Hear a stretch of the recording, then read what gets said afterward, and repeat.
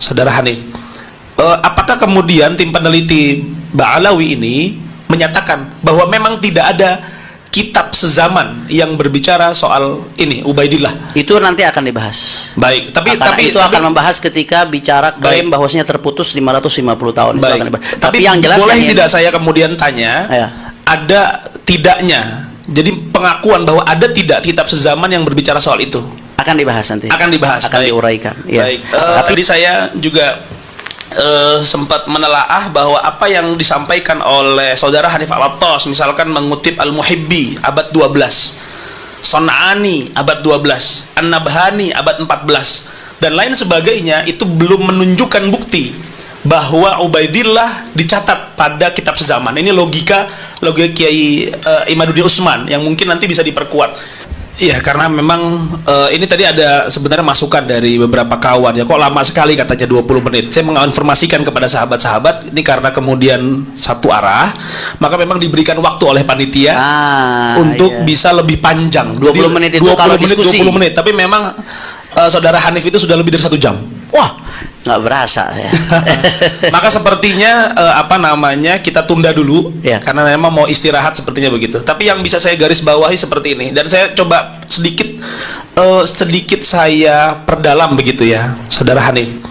Apakah kemudian tim peneliti Ba'alawi ini menyatakan bahwa memang tidak ada kitab sezaman yang berbicara soal ini Ubaidillah? Itu nanti akan dibahas. Baik, tapi itu akan membahas ketika bicara klaim bahwasanya terputus 550 tahun. Itu akan dibahas. Tapi yang jelas boleh tidak saya kemudian tanya, ya, ada tidaknya? Jadi pengakuan bahwa ada tidak kitab sezaman yang berbicara soal itu? Akan dibahas nanti. Akan dibahas. Akan diuraikan. Ya. Baik. Tapi yang jelas yang ingin kami tegaskan, syarat kitab sezaman untuk mutlak absah nasab itu tidak dibenarkan. Ini yang harus dipahami oleh sahabat-sahabat sekalian ya, bahwa memang pertama ada syarat syuhra wal istifadhah yang ini dikuatkan oleh tadi tim peneliti, dan banyak sekali tadi data-data yang dilakukan oleh disampaikan oleh saudara Hanif. Nanti syuhra wal istifadhah ini akan terus dikuatkan. Selanjutnya begini, saudara Hanif, saya ingin bertanya dan mungkin menjadi sebuah penguat. Ya. Saudara Imaduddin Hasan mengatakan bahwa ketika ada yang inkar, maka itu tidak syuhroh. Ya. Nah itu nanti mungkin mudah-mudahan bisa diperkuat. Itu akan dibahas. Baik, ya, baik. Insyaallah. Terima kasih. Dan tadi saudara Hanif juga menyatakan bahwa ada perbedaan antara diksi turuk dan diksi syurut. Ya. Yang ini kemudian disamakan oleh Kiai Imaduddin Hasan. Betul. Baik, terima kasih. Insyaallah kita akan mulai lagi dengan pembahasan selanjutnya, dan kita akan perkuat narasi argumentasi yang tadi sudah disampaikan, dan insya Allah mudah-mudahan sekali lagi ini untuk islah. Diskusi ini saya agak mereview sedikit tadi disampaikan oleh saudara Hanif Al-Attas mengenai syarat atau turuk-turuk daripada itsbat nasab yang disebutkan, dan sudah banyak data material yang disebutkan, dan ini menjadi sebuah hal yang penting karena kemudian data material inilah nanti yang bisa dikonfrontasi. Maka kalau dari pihak Kiai Imaduddin sendiri ini tidak hadir, sebenarnya sangat disayangkan sekali. Saya sangat menyayangkan sekali karena data material yang dibutuhkan itu harus dibantah dari apa yang disampaikan sama saudara Hanif Al-Attas. Tadi disampaikan lagi-lagi bahwa syarat dan turuk syuhra istifadhah menjadi sebuah hal yang penting dalam isbat nasab, dan itu yang harus kemudian digugat dari kubu Kiai Imaduddin Hasan Utsman sendiri. Baik, sebelum nanti kita akan masuk kepada sesi selanjutnya, ini kita akan melanjutkan kembali apa yang tadi disampaikan oleh saudara Hanif Al-Attas, agar kemudian sistematika berpikir bagi sahabat-sahabat sekalian itu lebih terarah. Jadi membangun fondasi dulu, ini yang kemudian ingin kita bahas, lalu biar nanti beberapa masalah-masalah terkait itu bisa lebih mudah dipahaminya. Dan sekali lagi, diskusi kali ini kita tidak membahas soal-soal yang terkait dengan isu sosial kehabaiban. Isu sosial itu tidak pernah kita bahas. Mungkin itu di sisi selanjutnya, habaib-habib yang seperti ini, yang seperti ini, yang seperti ini, itu tidak kita bahas sama sekali. Kita fokus hari ini pada permasalahan isbat nasab, metodologi isbat nasab. Itu yang kemudian fokus kita. Dan saya kembali lagi bukan menasehati ya, anggaplah kemudian memberikan saran bagi para narasumber sekalian dengan ayat Allah Subhanahu wa taala berfirman, wa qula lahu qaulan layyina la'allahu yatadzakkar aw yakhsha. Berkata yang baik, cara penyampaian yang baik, diksi kata yang kemudian dipilih adalah sebuah diksi kata yang baik, agar kemudian pihak yang memang saat ini menggugat itu yatadzakkar aw yakhsha. Itu yang terpenting agar kemudian tercipta rekonsiliasi di antara kita bersama. Baik, saya persilahkan kepada saudara Hanif Al-Attas untuk bisa melanjutkan apa yang tadi disampaikan. Terima kasih. Assalamualaikum warahmatullahi wabarakatuh. Alhamdulillah wassalatu wassalamu ala Rasulillah wa ala alihi wasahbihi man wala. Sebelumnya saya minta maaf kepada pendengar sekalian ya, karena ini formatnya bukan diskusi dua arah, maka berubah jadi format seminar ini. Karena yang kita tunggu-tunggu nggak datang, sehingga saya minta maaf kalau saya ngambil waktu agak panjang, karena seperti yang tadi kami gambarkan, analogikan, ini saya membangun pondasi, nanti akan ada bangunan-bangunan oleh kawan-kawan yang dibangun di atas pondasi tersebut, sehingga mohon dimaklumi sedikit kalau ini agak panjang. Dan kelihatannya karena seruannya 3 hari 3 malam, nah, jadi kami persiapannya 5 hari 5 malam ini bahannya. Jadi mohon maaf kalau agak panjang seperti itu. Jadi tadi kita kembali penyimpangan pertama, kita sudah sepakat ya, ternyata ulama itu, ratusan ulama itu yang dulu sudah benar, mereka tuh nggak meleset, sudah betul. Tapi kenapa kok Imad bisa begitu yakin hanya dia yang benar, semua ulama salah? Sehingga dari sini kita bisa kesimpulkan sudah jelas-jelas dia yang menyimpang. Salah satu tadi itu diantaranya dia mengabaikan dan menabrak tatanan ilmu nasab. Saya tadi udah tegaskan masalah syarat sezaman yang itu merupakan syarat mutlak kata Imad dan kawan-kawan, itu adalah syarat yang dibuat-buat. Kalau ada kitab sezaman ya boleh-boleh saja, bagus-bagus saja, tapi itu bukan syarat mutlak yang kemudian karena nggak ada kitab tersebut lalu dianggap nasab tidak tersambung. Tadi kita sudah uraikan panjang lebar, saya kira yang masalah itu sudah tuntas. Kemudian di antara kaidah nasab berikutnya yang diabaikan, saudara Imad ini selalu mengatakan nasab habaib ba'lawi mardudun batil, mardudun batil, tertolak, batil, tertolak, batal. Oh, bahkan mustahil mustahil tersambung. Nah, ini nih lagi-lagi hal ini timbul karena mengabaikan klasifikasi nasab menurut ulama nasab. Ini penyimpangan terkait ilmu nasab juga. Kalau orang paham ilmu nasab ini basic sekali, hampir di semua kitab teori nasab ini yang dijadikan rujukan oleh Imad disebutkan ya, nasab itu ya setidak-tidaknya ada beberapa klasifikasi, ada beberapa perincian, saya ambil secara global. Setidak-tidaknya ada 4 bagian. Ada yang namanya nasab sahih atau nasab thabit. Nasab sahih ini adalah nasab alladzi ta'akkada thubutuhu bisilsilatin sahihah. Nasab yang telah dipastikan kebenarannya melalui rantai yang sah, ya, mujma'un ala sihhatiha min qibalin nasabin al-muhaqqiqin, yang disepakati keabsahannya oleh para nasabah yang muhakkik. Di sini maksudnya disepakati setiap nasabah yang membahas nasab tersebut menganggap sah. Nah, kalau yang nggak bahas ya layun sabuli sakitin qaulun, kalau yang nggak bahas ya berarti dia nggak ada pendapat. Ini kita bicara setiap ulama nasab yang ngebahas nasab tersebut menganggap itu sah. Nah, itu nasab yang seperti ini dianggap sebagai nasab sahih atau disebut juga sahihun thabit. Nah, itu yang pertama.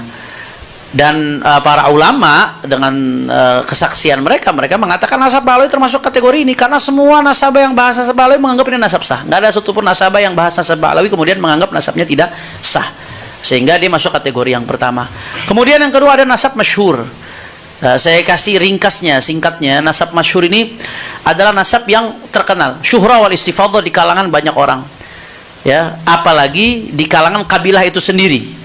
Hanya saja sekelompok orang yang sudah masyhur ini nggak tahu cara ketersambungannya bagaimana. Misalkan contoh, ada sekelompok orang yang memang sudah dikenal secara turun-temurun sebagai Al-Husaini misalkan, tapi ini nggak ada yang ingkar mereka ini keluarga Al-Husaini, tapi amudun nasabnya, silsilah nasabnya itu sulit untuk ditemukan data ketersambungannya di tengah kepopulerannya.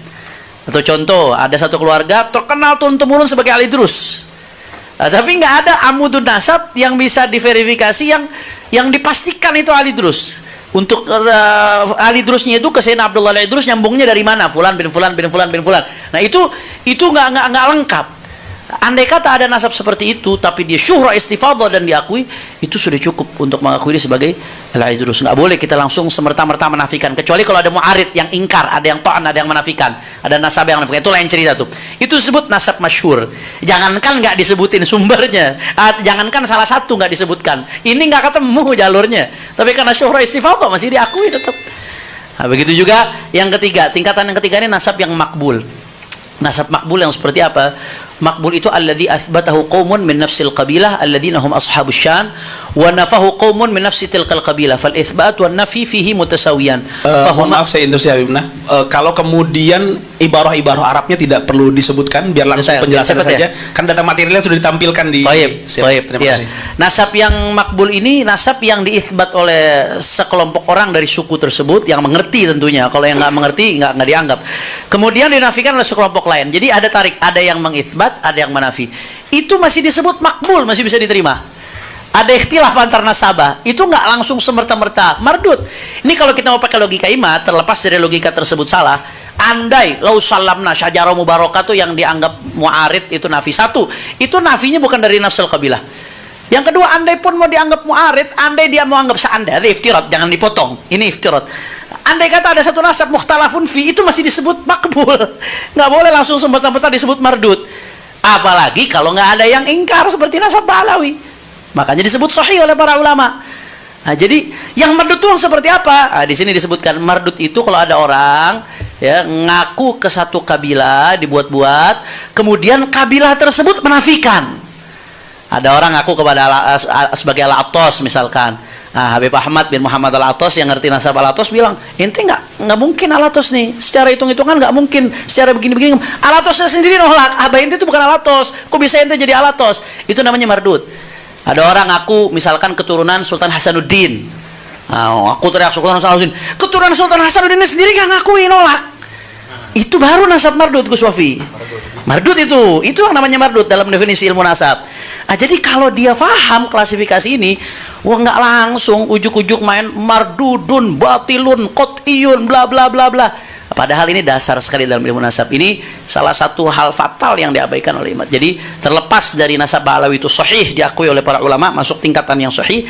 Tapi andai kata pun dia ngikuti klasifikasi ini, kalau dia mau ngotot terhadap pendapatnya bahwasanya syajarah mubarakah itu mengandung nafi, itu tetap nggak sampai pada kategori mardud, nggak sampai pada kategori batil. Tapi pada faktanya para ulama mengatakan nasab Ba'alawi sahih, karena semua nasabah yang nyinggung Ba'alawi semuanya menyatakan sahih. Nah, itu yang penting. Andai kata dia faham saja ini, udah selesai, nggak akan sepanjang ini urusannya. Apalagi sampai hakul yakin. Nah, kemudian berikutnya, beliau ini kalau kita lihat di buku pertama, keduanya itu, khususnya buku pertama itu hanya fokus ke kitab-kitab nasab. Padahal penelitian nasab itu nggak hanya di kitab-kitab nasab.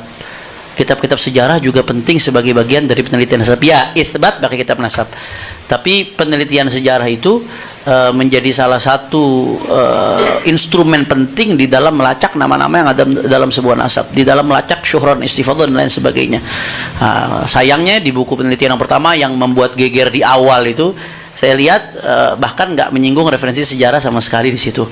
Ini seolah-olah meremehkan urgensi kitab-kitab di luar nasab, padahal ya Al-Imam Al-Kamlani dalam kitabnya Al-Budur Al-Madiyah fi Tarajim Al-Hanafiyah itu mengatakan laulat tarikh lajuhilatil ansab wa nusiyatil ahsab. Ya, kalau bukan karena sejarah orang nggak tahu nasab.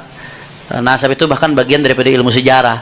Mengabaikan kitab-kitab sejarah dalam penelitian nasab itu sesuatu yang sangat-sangat fatal, apalagi langsung mengambil kesimpulan dini dan langsung digembar-gemborkan. Begitu juga ya di Al-Janadi sendiri yang sering dikutip oleh saudara Imad, di sini disebutkan laulahu lajuhilatil ansab wa darasatil ahsab wa lam tufarraq bainal jahalah wa dzawil albab.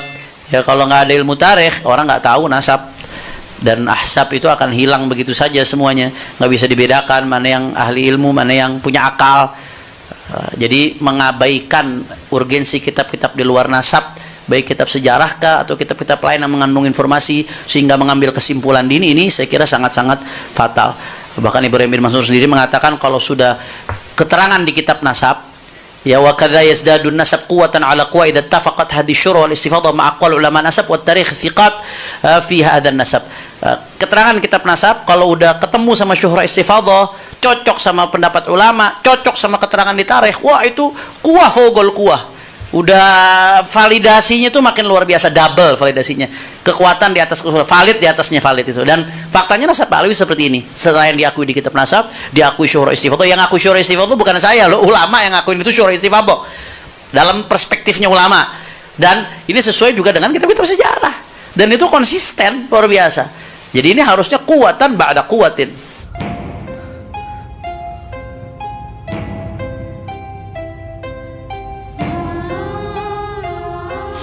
Assalamualaikum warahmatullahi wabarakatuh. Alhamdulillah rabbil alamin. Asyhadu an la ilaha illallah wahdahu la syarika lah wa asyhadu anna Muhammadan abduhu wa rasuluh la nabiyya ba'dah. Terima kasih atas kehadiran saudara-saudara sekalian, karena pada hari ini kami dari Yayasan Pembina Mu'allaf At-Tauhid menerima tamu-tamu yang tentu saja membuat heboh Indonesia.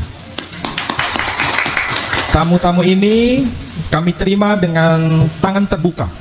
Siapapun yang datang ke Geraha Mu'allaf kami terima semua. Ada yang muslim, ada yang non-muslim. Datang bertamu kepada kami akan terima. Siapapun yang datang. Kebetulan saat ini yang datang adalah dari saudara-saudara yang asal dari Trah Wali Songo. Seandainya dari kalangan Ba'alawi datang ke sini, kami juga akan terima. Prinsip dasar yang dikembangkan oleh Geraha Mu'allaf adalah kajian akademik. Dan itulah semangat yang harus menjadi panduan kita. Membela kebenaran, bukan membela pembenaran. Dan dalam konteks ini, alhamdulillah ada datang Tubagus Mogi yang ada di sebelah kanan saya, kemudian Sayyid Tengku Mudakari, kemudian beliau yang baru saja berbicara kepada kita dengan berbagai data-data terbaru yang tentu saja itu menjadi renungan kita bersama, yakni beliau yang dikenal dengan nama Kiai Haji Imaduddin bin Usman Al-Bantani. Kemudian ada juga Kiai Pleret atau Gus Fuad Pleret yang senyumnya membuat kita semakin terkesima, dan juga Kiai Nur Ikhya yang sangat halus bahasanya, sangat santun tutur katanya, yang membuat kita sangat sulit untuk menolak apa yang beliau katakan. Kemudian Gus Fakih Al-Muqaddam katanya. Mudah-mudahan ini menjadi penyemangat. Setiap orang itu punya karakter, tapi karakter masing-masing orang itu sebetulnya bermuara dari hati. Dan sebenarnya dia bicara dalam konteks kebenaran atau dalam konteks bukan kebenaran, itu bisa dideteksi. Dan saya kira kita semua punya itu. Nah, masalahnya apakah yang tadi beliau-beliau katakan itu manipulasi atau tidak? Pasti dan pasti orang yang cerdas dan waras bisa membuktikannya. Nah, saudara-saudara sekalian, saya tidak akan menjelaskan secara detail apa yang telah diuraikan oleh beliau-beliau tadi. Saya hanya ingin mengetuk hati kita semua bahwa untuk membuktikan kebenaran itu tidak cukup dari klaim sepihak. Ini sering saya ulang. Untuk membuktikan kebenaran itu bukan pada dokumen sepihak atau dokumen internal, tapi harus dokumen eksternal. Itu minimal yang harus kita pahami. Apalagi dalam konteks yang sezaman. Kita mulai dari tokoh yang tentu saja ini penting. Tapi sebelumnya saya ingin garis bawahi, agama yang ada di sekitar kita, sumbernya itu bila berasal dari sumber yang satu, pasti pesannya itu seragam. Apa buktinya? Muslim mengenal istilah salam, arti harfiahnya damai sejahtera. Nasrani dan Yahudi mengenal istilah shalom, arti harfiahnya damai sejahtera. Kalau kita lihat ajaran Hindu mengenal istilah shanti, om, santi, shanti, shanti, om, arti harfiahnya damai sejahtera. Buddha kita kenal dengan istilah shadu, shadu, shadu, arti harfiahnya damai sejahtera. Agama Konghucu dan Tao berbahasa Mandarin mengenal istilah shancai, shancai, shancai, arti harfiahnya damai sejahtera. Jangan diplesetkan jadi Shinchan ya. Shancai. Coba perhatikan itu dengan perenungan yang dalam. Mengapa muncul istilah salam, shalom, santi, sadu, shancai? membuktikan bahwa sumber agama itu merujuk pada zat yang mutlak yang satu itu dalam bahasa yang berbeda. Tapi simbolnya jelas. Di situ kalau pakai bahasa anak milenial sekarang pakai simbol huruf S supaya gampang dipahami. Ini menandakan kalau sebuah agama, sebuah ajaran menyimpang dari ajaran yang menebarkan damai sejahtera, patut dicurigai apa itu sebenarnya yang diajarkan. Jadi semangat agama ke sana sebenarnya. Nah, dari sisi ini kita mulai lihat tokoh yang sering kita kenal. Kita mulai dari Al-Quran saja sebagai bukti internal. Karena kita Muslim pasti nahnu abna'ud dalil. Kita ini putra-putra orang berdasar pada dalil. Apa yang dikatakan Quran? Ibrahim berkata, dan itu ditegaskan dalam Al-Quran. Alhamdulillahilladzi wahabali 'alal kibari Ismaila wa Ishaqa inna rabbi lasami'ud du'a. Segala puji bagi Allah yang menganugerahkan kepadaku di masa tua, yakni Ismail dan Ishak. Ini tercantum di surah Ibrahim. Perhatikan tuh baik-baik. Bukan bermaksud saya menggurui beliau, tapi ini coba kita resapi maknanya. Kenapa tercantum di surah Ibrahim menjelaskan Ismail dan Ishak? Ini dikuatkan dengan bukti eksternal. Sekali lagi, siapapun yang berhujjah hanya berdasarkan bukti internal cukup berlaku bagi kelompoknya sendiri. Tidak perlu memaksa kelompok lain. Tapi kalau ingin diakui sebagai hujjah yang kuat, maka hadirkan bukti eksternal itu. Bagaimana bisa dibuktikan data eksternal? Sebagaimana yang disampaikan dalam Quran, kita bisa lihat dari Alkitab atau Bible, atau orang Yahudi menyebutnya kitab Tanakh, dari kata Torah, Nevi'im, Bekhatuvim. Dalam kitab itu disebutkan, tentu bukan dalam bahasa Arab, disebutkan apa? Bnei Avraham, Yitzhak wa Ismail. Anak-anak Ibrahim ialah Ishak dan Ismail. Ini sudah menjadi bukti. Ada bukti eksternal. Maka bagaimanapun caranya, kebenaran itu semakin terungkap bahwa ini bukan tokoh fiktif Ibrahim itu, karena ada bukti eksternal. Nama Ibrahim asalnya dari kata Abram. Jadi nama aslinya itu Abram. Abram ben Terah ben Nahor. Kemudian berubah namanya menjadi Abraham. Quran sendiri boleh membaca dengan nama Ibrahim. Makanya salah satu qiraah sab'ah, ayat yang berbunyi Bismillahirrahmanirrahim. Wa idh yarfa'u Ibrahimul qawa'ida minal baiti wa Ismail Rabbana taqabbal minna innaka antas sami'ul alim. Jadi boleh dibaca Ibrahim, boleh dibaca Ibrahim. Ini kalau kita kaji dari sisi linguistik, dirosah lisaniyah atau kajian kebahasaan.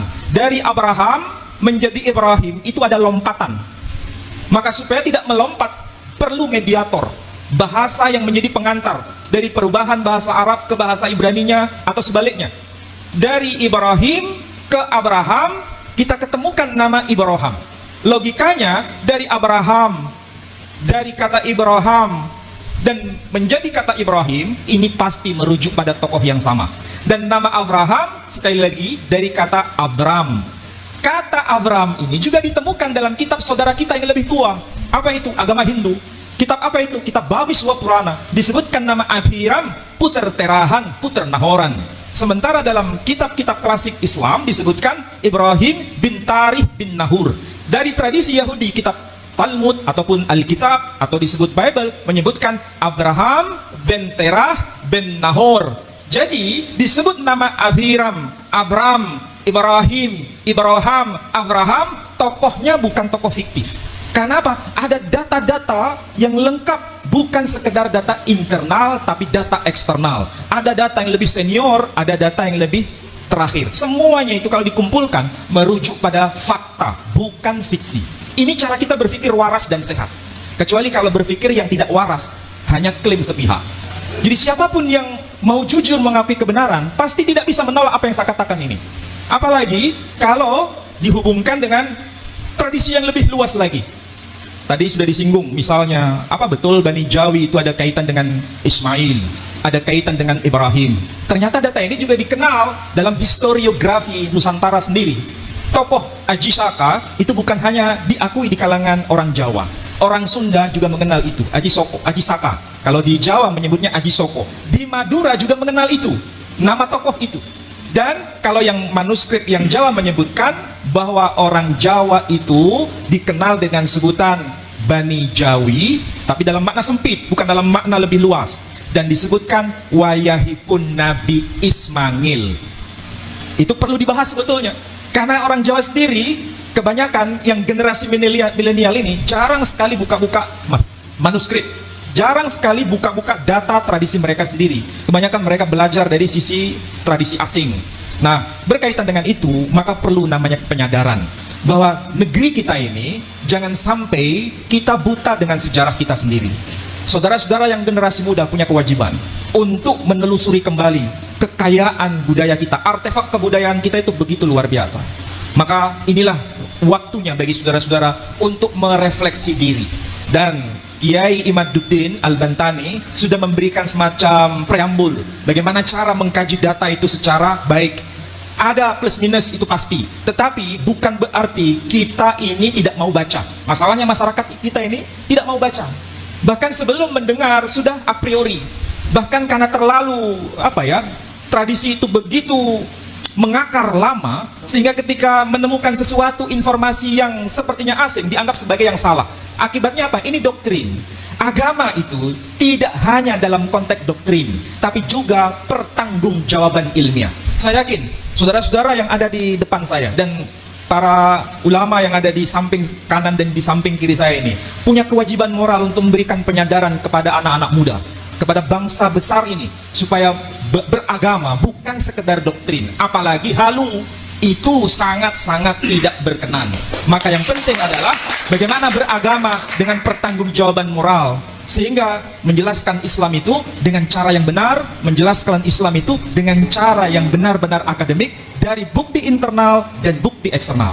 Itu minimal. Dan tentu saja ini tidak mudah. Perlu pertanggungjawaban studi yang semakin meningkat dari hari demi hari. Saya kira demikian yang bisa saya tambahkan. Saya tidak bermaksud untuk mengulang kembali, tapi saya hanya memberikan semacam informasi secuil saja yang bisa bermanfaat untuk saudara-saudara sekalian. Saya kira demikian. Wassalamualaikum warahmatullahi wabarakatuh. Waalaikumsalam warahmatullahi wabarakatuh.